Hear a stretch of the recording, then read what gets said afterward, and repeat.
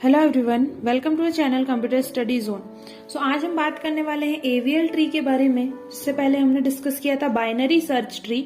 आपने binary search tree को जब सॉल्व किया होगा तो आपने देखा होगा कि हम उसमें किस टाइप से करते हैं। बाइनरी सर्च ट्री में क्या होता है, अगर से कोई एलिमेंट है या कोई नंबर हमें मिला है, उसके बाद हमें सेकेंड नंबर जब इंसर्ट करना है तो हम ये चेक करते हैं कि अगर से नंबर जो है पेरेंट नोड से लार्ज नंबर है तो हम उसे राइट साइड में इंसर्ट करेंगे, और अगर से स्मॉल है तो उसे लेफ्ट साइड में करेंगे। इस टाइप से हम पूरा ट्री ड्रॉ करते हैं, जिसे हम बाइनरी सर्च ट्री कहते हैं। अब इसी बाइनरी सर्च ट्री को जब हम बैलेंस करते हैं, उसकी बैलेंस ही चेक करते हैं, उसका बैलेंस फैक्टर चेक करते हैं। बैलेंस फैक्टर चेक करने के बाद जब ट्री बैलेंस होता है, रूल वही है, सेम बाइनरी सर्च ट्री जैसे ही हमें एलिमेंट्स को इंसर्ट करना है, बट उसे हर एक स्टेप में चेक करते जाना है कि उनका बैलेंस फैक्टर क्या है। अब ये बैलेंस फैक्टर क्या होता है, बैलेंस फैक्टर आप कैसे कैलकुलेट करोगे, तो आपको देखना है पेरेंट नोड जो है उसका लेफ्ट साइड का जो नोड है या लेफ्ट साइड का जो चाइल्ड है, जितने चाइल्ड है मतलब लेफ्ट साइड पे 1 चाइल्ड है, माइनस अगर से उसमें राइट साइड पे जितने चाइल्ड है, 1 चाइल्ड है, 0 चाइल्ड है, तो उसको माइनस करना है। तो left child minus right child आपको करना है, जिससे कि आपको क्या होगा, आपका बैलेंस फैक्टर निकल आएगा। अब ये जो बैलेंस फैक्टर है ये आपके पास 3 ही होने चाहिए। कौन कौन से नंबर आना चाहिए, या तो आपका बैलेंस फैक्टर -1 आना चाहिए, या तो 0 होना चाहिए, या तो 1 होना चाहिए। अगर से ये 3 में से कोई सा भी एक बैलेंस फैक्टर आ रहा है, इसका मतलब कि आपका जो एवीएल ट्री है वो बैलेंस है।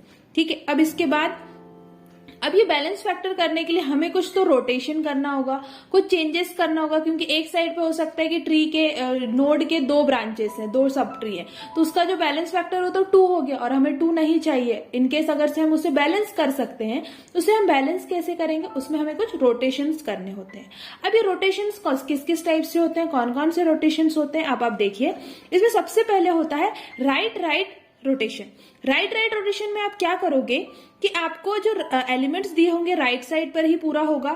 ठीक है। स्कीव्ड जो ट्री हमने देखा था उस टाइप से ट्री दिया होगा, उसमें से आपको बैलेंस फैक्टर आपने चेक किया, तो आप जब ए का बैलेंस फैक्टर देखोगे तो उसके 2 चाइल्ड दिख रहे हैं आपको। ठीक है। अब उसका बैलेंस फैक्टर देखो तो 2 आ गया, बी का 1 चाइल्ड है 1 आ गया, और सी का 0 हो गया। अब इसमें हमें 2 तो नहीं चाहिए, लेकिन क्या हम इसे बैलेंस कर सकते हैं? हाँ, हम इसे बैलेंस कर सकते हैं। राइट राइट जो शिफ्टिंग है, राइट राइट जो रोटेशन है, उससे कर सकते हैं। तो हम क्या करेंगे, यहाँ पर आप थोड़ा एंगल से देखें तो आप बी को जब आप सेंटर पे लाएंगे तो आप जब देखोगे आप एंटी क्लॉकवाइज उसमें टर्न ले रहे हो, तो बी आपका हो जाएगा पेरेंट नोड, ए उसके लेफ्ट साइड पे चले जाएगा, और जो सी है वो उसके राइट साइड पे आ जाएगा। जब हमने ये रोटेशन किया, रोटेशन करने के बाद अब आप बैलेंस फैक्टर देखो तो A 0 है, C 0 है, बट B हमने कैसे कैलकुलेट किया, B 0 कैसे आया, B का 1 चाइल्ड मतलब लेफ्ट साइड का चाइल्ड माइनस राइट साइड पे 1 चाइल्ड, तो 1 - 1 0। इस टाइप से हमें बैलेंस फैक्टर चेक करना है। अब इसके बाद है सेकेंड जो रोटेशन है वो है left left rotation. Left left rotation में हम क्या करेंगे, आपको जो ट्री दिया होगा, जो एलिमेंट्स दिए होंगे वो पूरे लेफ्ट साइड पर होंगे। सेम वैसे ही हमें करना है जो हमने राइट साइड पे किया था। इसमें हमें लेफ्ट साइड पे रोटेशन करना है, जिससे जो बी है वो आपका पेरेंट नोड बन जाएगा, सी उसके राइट में आ जाएगा, ए उसके लेफ्ट में चले जाएगा। और बैलेंस फैक्टर वैसे ही चेक करना है। ए की तो कोई ब्रांच है नहीं तो 0, सी की कोई ब्रांच नहीं है 0, लेकिन बी के जो 2 चिल्ड्रन हैं तो 1 - 1 लेफ्ट साइड पे 1, राइट साइड पे 1, तो 1 - 1 0।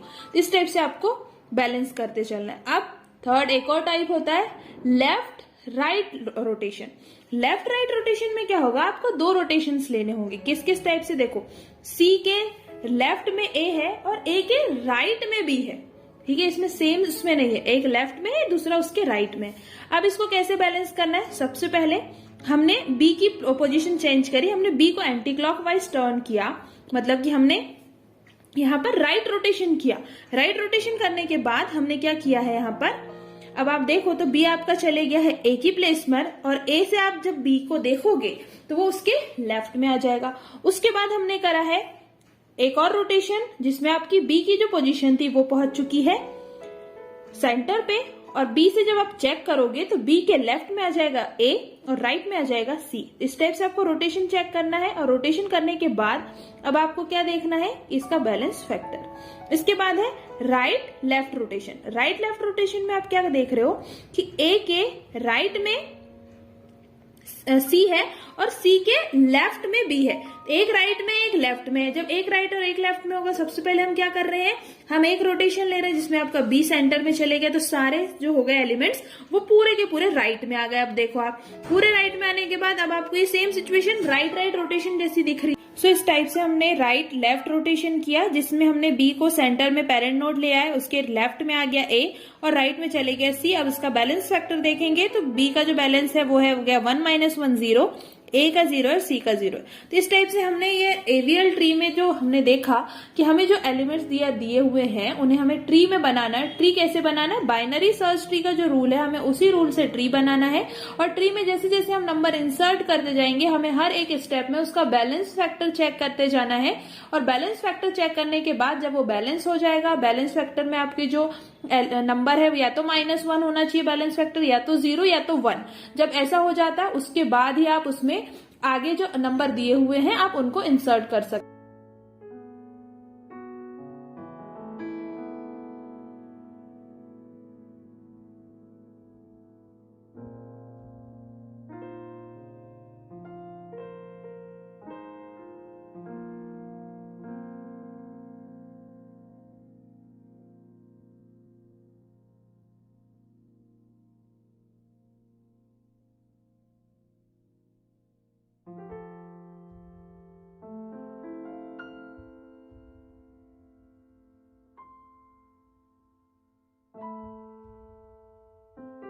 तो आप सबसे पहले बाइनरी सर्च ट्री बनाना सीखें, उसके बाद आप एवीएल ट्री देखें, उसमें बैलेंस ही चेक करें, उसका बैलेंस फैक्टर अगर से -1 0 या 1 आ रहा है तो वो सही है, वो एवीएल ट्री करेक्ट है। इस टाइप से आप जब क्वेश्चंस आपको यहाँ पर देखने मिल जाएंगे, आप इन क्वेश्चंस की और प्रैक्टिस कर लीजिए, उनका एवीएल ट्री बना लीजिए, जिससे आपको यूनिवर्सिटी एग्जाम में ईजी होगा। वीडियो अच्छा लगा तो इसे लाइक करें, चैनल को सब्सक्राइब करें, साथ ही बेल आइकन को प्रेस कर दें, जिससे आपको आने वाले वीडियो की नोटिफिकेशन मिलती रहे। Thank you.